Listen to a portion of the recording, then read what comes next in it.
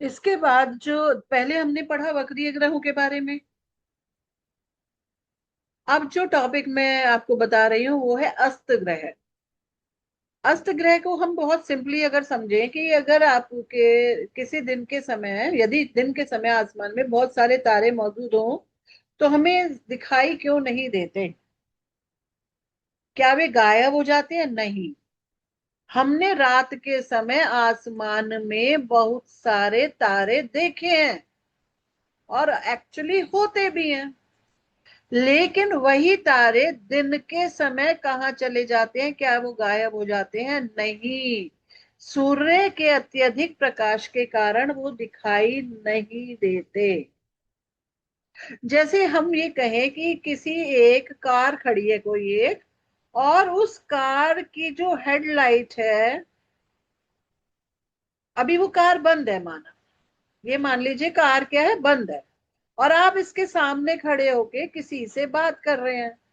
अचानक से क्या हो कि ये इस गाड़ी का जो ड्राइवर है वो इसके फ्लैश लाइट को ऑन कर दे, तो ये जो फ्लैश लाइट होगी ये आपकी आंखों पर पड़ेगी।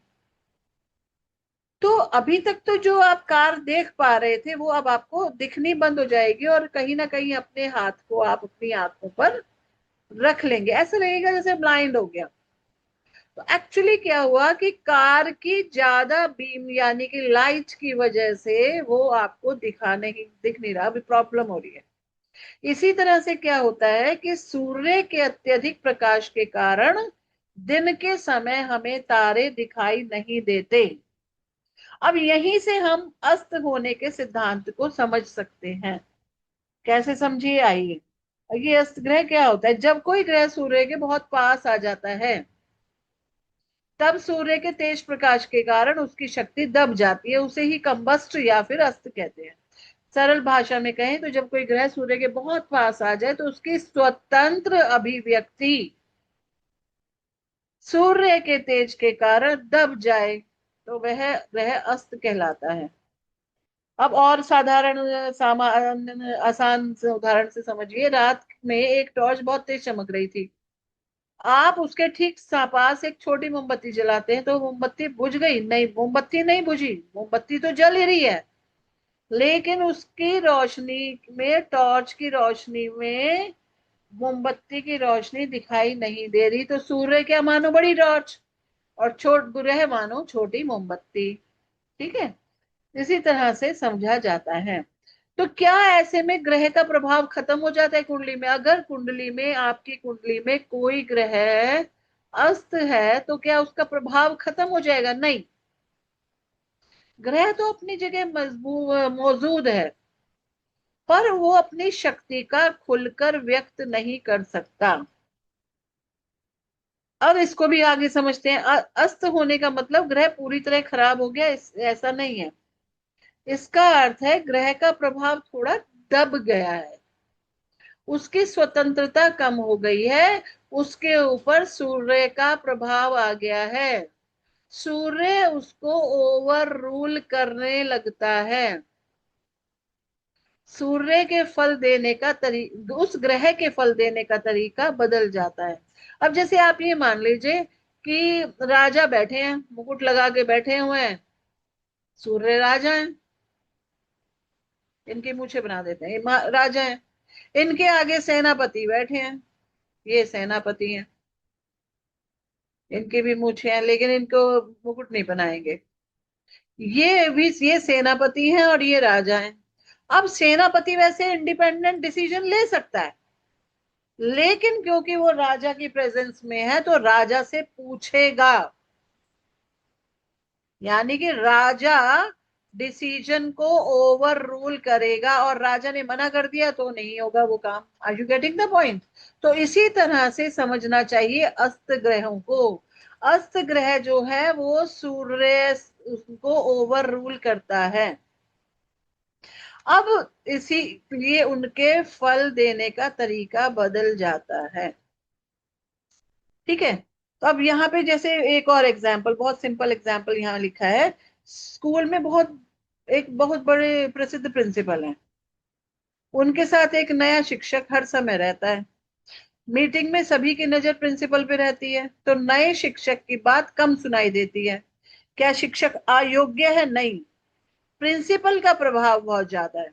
अब इसी तरीके इसी चीज को एक और एग्जाम्पल से समझते हैं। मतलब माना आपके सिटी में, आप जिस भी सिटी में रहते हैं वहां पर के सीएम आए आपके सिटी में, और जब सीएम आए तो सब लोग सीएम को देख रहे हैं, सीएम की बात सुन रहे हैं, सीएम के लिए तालियां बजा रहे हैं, लेकिन ऊपर से साथ में पीएम आ गए, तो लोग सीएम को भूल जाएंगे, पीएम को देखना शुरू कर देंगे।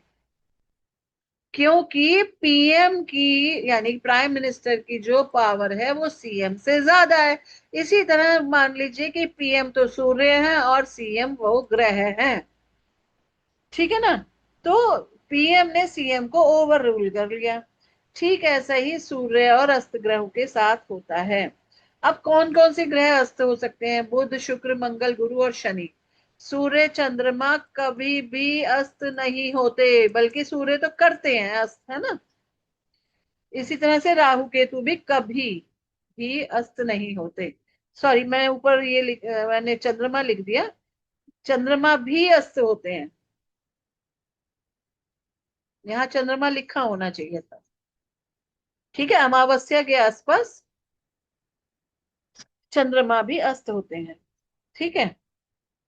अब क्या हर अस्त ग्रह अशुभ होता है? नहीं।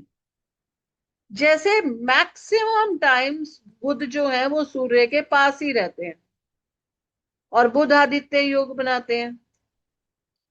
मैक्सिमम टाइम क्योंकि बुध सूर्य के आसपास ही होते हैं, तो मैक्सिमम टाइम कई बार मतलब ये जो है अस्त होते हैं। तो क्या, वैसे भी बुध के लिए तो ये कहा जाता है कि बुध सहचर्य के अनुसार फल देता है। तो अगर बुध सूर्य के साथ है और बुध आदित्य योग बना हुआ है, तो व्यक्ति जो है वो बहुत हाईली इंटेलिजेंट होगा, मैथमेटिक्स में बहुत अच्छा होगा, यानी कि सूर्य के गुण बुध में आ जाएंगे।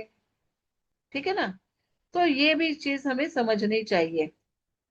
अच्छा, सूर्य और गुरु एक साथ हो जाए तो सूर्य, अब यहाँ पे भी ऐसा ही है कि सूर्य गुरु को ओवर रूल करेगा। ठीक है। तो इन चीजों को ऐसे समझना चाहिए। अब और भी चीजें आती हैं। फल किन बातों पर निर्भर कर सकता है?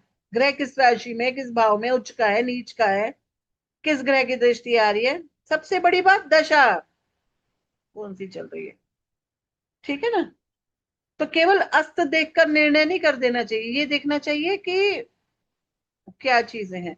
अब देखिए, अलग अलग ग्रह अस्त होंगे तो क्या सामान्य संकेत मिलते हैं। जैसे बुध अगर अस्त है तो विचार व्यक्त करने में झिझक होगी, संवाद में सावधानी बरतेगा। संवाद यानी कि कम्युनिकेशन, बातचीत करने में सावधानी, सोच के बोलेगा, निर्णय से पहले अधिक सोचेगा। क्योंकि सूर्य साथ है ना, तो एक्चुअली वो सोचेगा कि सूर्य ही फैसला ले ले। अगर शुक्र अस्त हो तो खुलकर अपनी बात व्यक्त नहीं करेगा, रिश्तों में संकोच करेगा, सुख सुविधाओं का अनुभव अलग ढंग से लेगा। ठीक है ना। तो शुक्र, अब देखिए, शुक्र अस्त है, भावनाएं खुलकर व्यक्त न करना, यानी कि अपनी पत्नी को भी नहीं बता रहे अपनी भावनाएं, इस तरह की बातें आती हैं। मंगल अगर अस्त है तो ऊर्जा भीतर दब सकती है, क्रोध सीधे व्यक्त ना हो तो मंगल का तो ठीक है ना, क्रोध तो करना ही नहीं चाहिए, साहस दिखाने का तरीका अलग हो सकता है। अब ज्ञान का प्रदर्शन नहीं करेगा अगर गुरु अस्त है तो, भीतर भीतर सीखेगा, मार्गदर्शन करने में भी टाइम लेगा। शनि अगस्त अस्त है तो जिम्मेदारियों का दबाव रहेगा, मेहनत का परिणाम देर से महसूस होगा, अनुशासन सीखने में समय लगेगा। ठीक है। तो क्या अस्त ग्रह कमजोर हो जाते हैं? नो। अगर अस्त ग्रह उच्च का हो तो कमजोर नहीं होगा, स्वग्रही हो तो कमजोर नहीं होगा, शुभ दृष्टि प्राप्त कर रखी हो तो कमजोर नहीं होगा, बलिय हो रहेगा, या दूसरे बल प्राप्त हो तो कोई भी अगर ये कहे कि अस्त ग्रह अस्त है खराब हो गया, नो, ऐसा नहीं कह सकते। बाकी सारी चीजों को भी कंसीडर किया जाता है। ठीक है, तो आज के लिए अस्त ग्रहों के बारे में इतना ही, इसको आप ध्यान से देखिए। और ये देखिए क्या आपकी कुंडली में कोई अस्त ग्रह है, और अगर अस्त ग्रह है तो उसका, उसको क्या सन ओवर रूल कर रहा है। ठीक है, चलिए, थैंक यू।